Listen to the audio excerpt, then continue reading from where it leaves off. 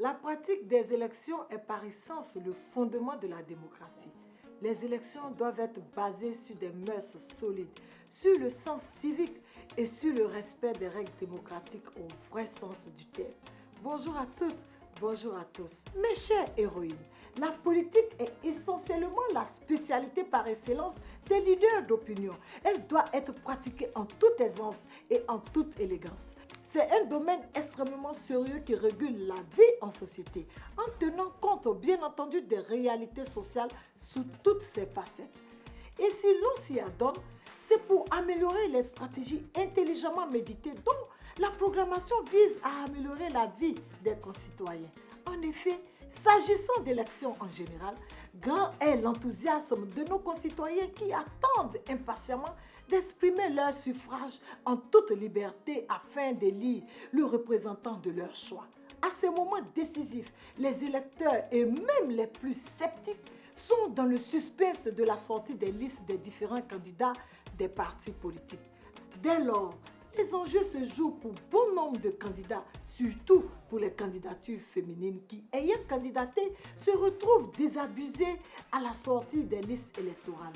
Qu'en est-il en réalité? Après le dépôt des candidatures au sein des groupements politiques, l'on constate des manœuvres visant malheureusement à écarter de potentielles candidatures féminines sans tenir compte de la volonté de la majorité et aussi sans tenir compte du quota de représentativité des femmes dans les assemblées élues. Mes chères héroïnes, cette forme de prééminence du genre masculin dans le choix des candidatures n'est en aucun cas une valeur démocratique à promouvoir. Non. N'oublions pas qu'il est question de développement local, c'est-à-dire d'agir directement pour le compte des populations.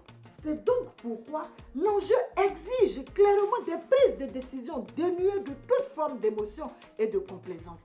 Alors, mes très chères héroïnes, au regard de ces faits, j'invite tous les partis politiques à disposer de mécanismes transversaux propres aux normes démocratiques qui ramènent, par exemple, à la politique de sondage des instances politiques locales, pourquoi pas, et de primaires objectives pour le choix du candidat idéal pour tous. Seule la transparence et le respect des normes démocratiques seront garantis la candidature des femmes dans le jeu politique électoral.